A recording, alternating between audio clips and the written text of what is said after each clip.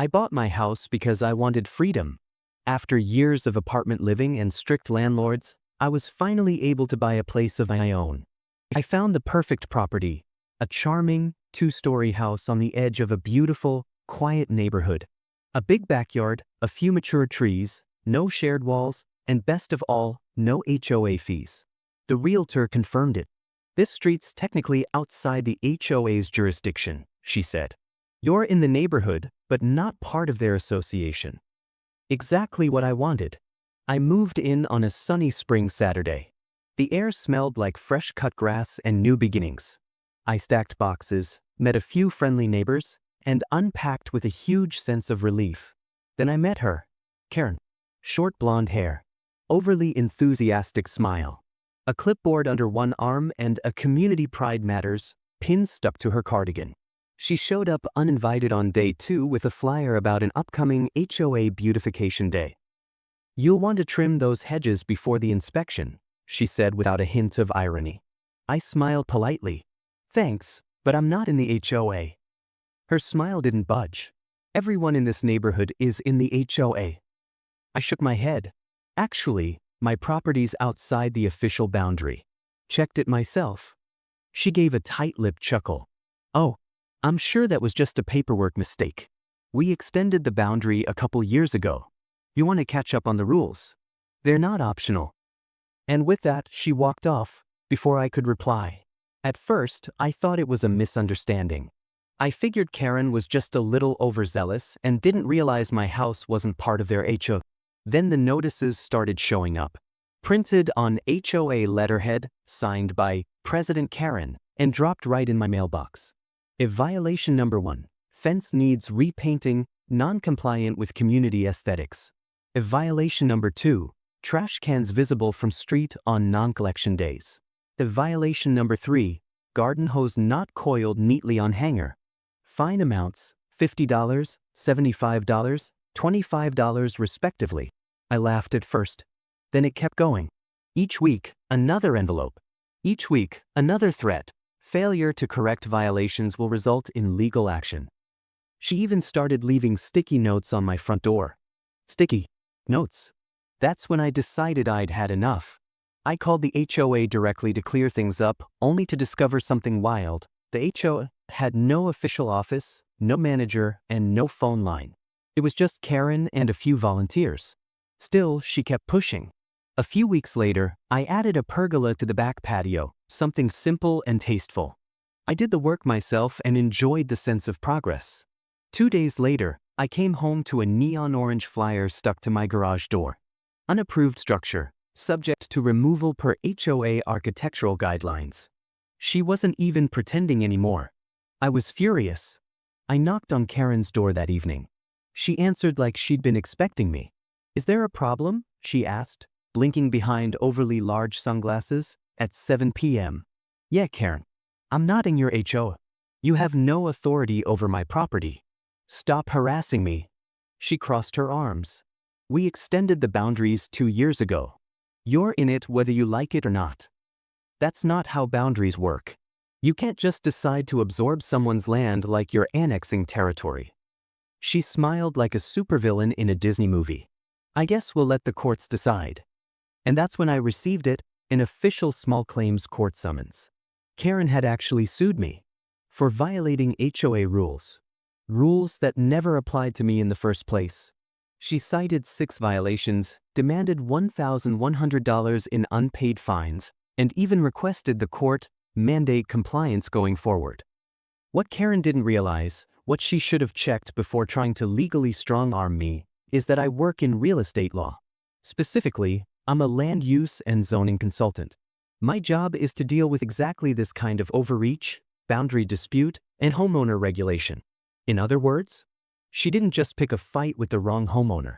She picked a fight with someone who knew exactly how to bury her HOA in legal red tape. I wasn't just going to defend myself. I was going to dismantle the entire power structure she had built, piece by fraudulent piece. Karen sued me over 6 fake violations. But what she didn't know, her entire HOA had been operating illegally for years. And I had all the proof. When I opened the court summons Karen dropped in my mailbox like it was an HOA newsletter, I actually laughed. She had filed 6 violations, totaling $1,100 in fines. And even more absurdly, she had requested the court enforce compliance with the HOA's rules moving forward. Problem was, I wasn't in the HOA. I had confirmed it before I even bought the house. And now her lawsuit gave me the perfect chance to prove it publicly. What Karen didn't know was that her petty war had just triggered a much larger legal avalanche. One she couldn't stop. I started gathering my case. First, I pulled out my property deed, no HOA covenant listed. My title insurance policy, clear of encumbrances. And the original plat map of the development. But that wasn't enough. I wanted to go further. So I visited the county recorder's office. There I dug through the original HOA incorporation filing, the recorded neighborhood boundaries, and any amendments or annexations filed since. And what I found was gold. 1. There was no formal boundary expansion recorded. 2. There was no vote held with homeowner consent. 3. And worst of all, the HOA's corporate status had been revoked nearly 2 years ago for failing to file annual reports. Legally, the HOA didn't exist anymore. Everything Karen was doing, issuing fines, holding meetings, threatening legal action, was fraudulent. But it got even better. I found a letter, buried in the HOA's own filings, dated 3 years ago.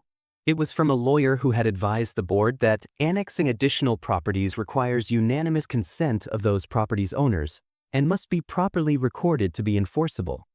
They ignored that advice.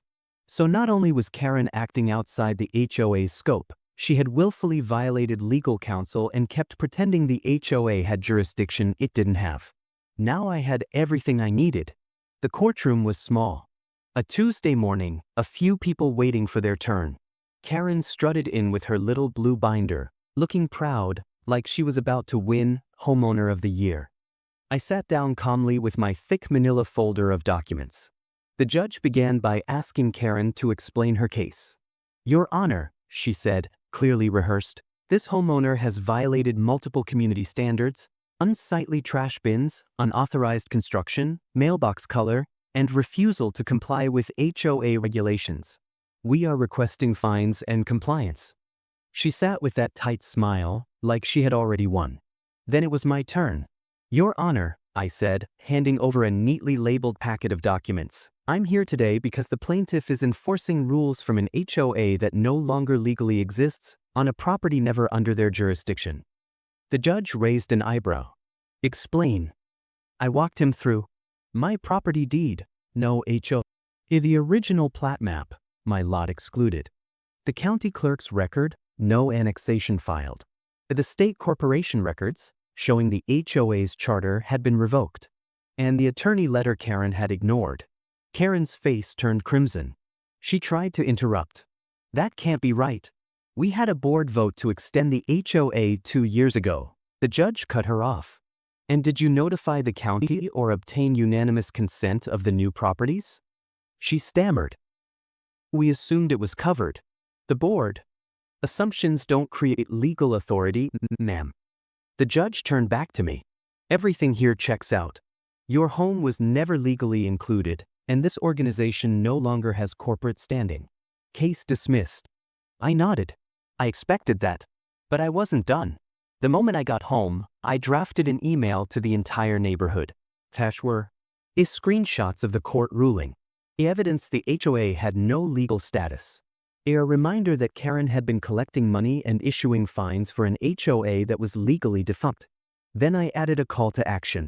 If you've ever been fined, harassed, or intimidated by the current HOA board, I suggest you join me in petitioning the state and county to dissolve the HOA formally and prevent it from reinstating without unanimous consent.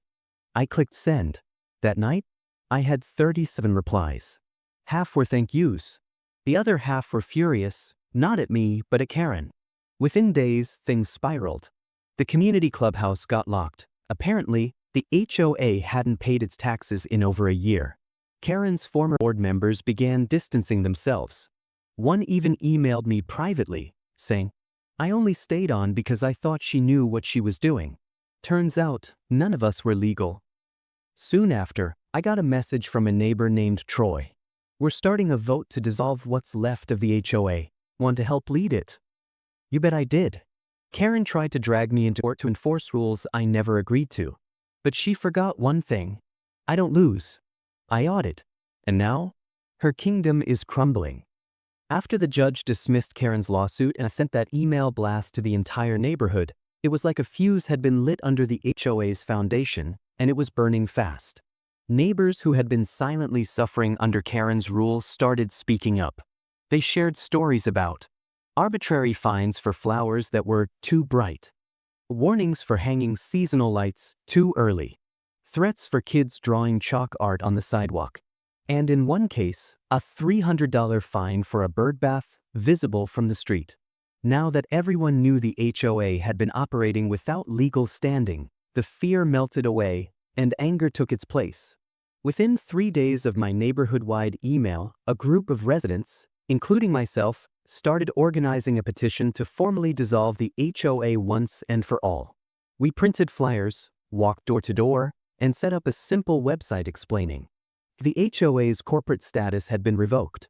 No legitimate annexation vote had ever occurred, and any enforcement or collection of dues over the past 2 years was potentially illegal. People were fired up. Even the neighbors who had previously sided with Karen were suddenly quiet. One of them, a guy named Greg, actually apologized. "Honestly, man, I just went along with her because she was loud and bossy. I didn't know we had a choice." To officially dissolve the HOA, we needed a 2/3 majority vote from all homeowners, as outlined in the original Declaration of Covenants. In total, there were 68 properties. We needed at least 46 to sign. We got 53. Karen, of course, refused. She started going door to door herself, claiming we were destroying property values and ruining the community. But the tide had already turned. People were tired of her clipboards, her ridiculous standards that only applied when it suited her. So, we sent the signed petition, along with all supporting documents, to the county clerk, the state's real estate regulation board, and the state attorney general's office. Within 2 weeks, it was official. The HOA was dissolved permanently. No future HOA could be reformed without 100% homeowner consent. And Karen? She'd violated enough rules to face fines of her own. She didn't go down screaming. She didn't file another lawsuit. She just disappeared. Her yard, once the most strictly manicured in the neighborhood, grew a little wild. Her porch lights stayed off. Eventually, her house went up for sale. Rumor has it she moved to a gated community in another town, one with an actual, functioning HOA where she'd feel right at home bossing people around again. But here, she was done. The neighborhood changed, for the better. Without Karen's pretend rules, kids could actually play in front yards again. People painted their houses colors they liked, not just beige. Garden gnomes and bird baths popped up. One guy even installed solar panels Karen had previously banned. The weirdest part? Property values actually went up. Turns out, people preferred freedom over Karen's fake order. I finally finished my backyard pergola project and built a fire pit right next to it. A few neighbors helped me break it in. We grilled burgers, drank beer, and swapped Karen horror stories under the stars.